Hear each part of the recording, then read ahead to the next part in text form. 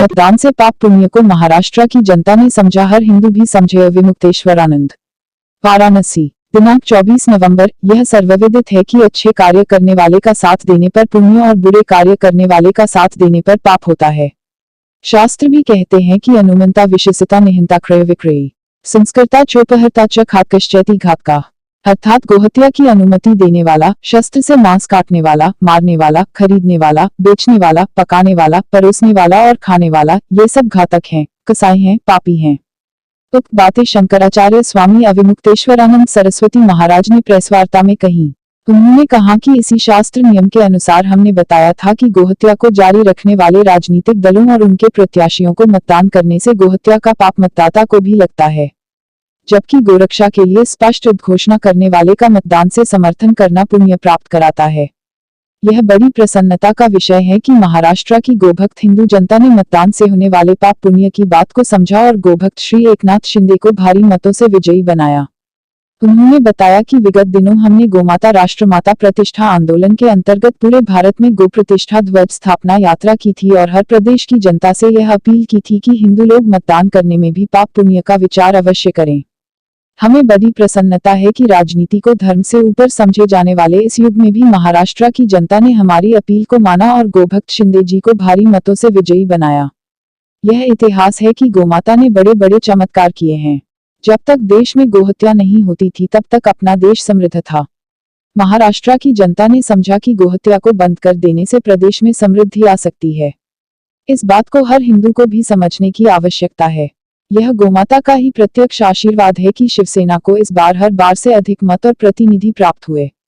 उन्होंने कहा कि वैसे तो यह तय करना कि कौन महायुति की ओर से मुख्यमंत्री होगा यह महायुति में सम्मिलित राजनीतिक दलों का पारस्परिक मामला है, लेकिन फिर भी एक तटस्थ दर्शक होने के नाते हमारी कामना है कि श्री एकनाथ संभाजी राव शिंदे को ही मुख्यमंत्री के रूप में निरंतर रखा जाना चाहिए, क्योंकि यह ऐतिहासिक विजय उनके ही नेतृत्व में महायुति को प्राप्त हुई है और देश की बहुसंख्यक जनता का भरोसा उनमें परिलक्षित हुआ है।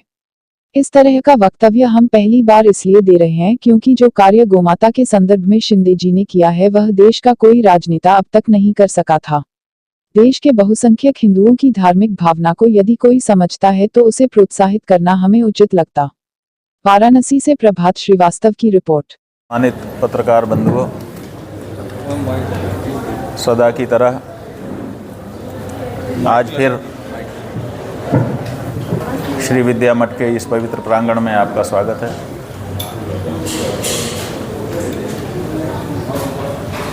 ये भारत की राजनीति को बदलते हुए देखने का कालखंड है। जब हम लोगों ने लोकसभा चुनाव के पहले ये कहा था कि शास्त्र के अनुसार मतदान करने से पुण्य भी हो सकता है और पाप भी हो सकता है, तब लोगों ने इसको बहुत ध्यान से नहीं सुना था और इसीलिए इसका जो प्रभाव है वो दिखाई नहीं दिया था। लेकिन धीरे धीरे जैसे जैसे ये बात जनता में संप्रेषित होती गई वैसे वैसे लोगों ने इस बात को समझा। हमारा शास्त्र कहता है अनुमंता विशेषिता निहंता क्रय विक्रयी संस्कर्ता चोपहर्ता च खादकश्चेति घातकाः।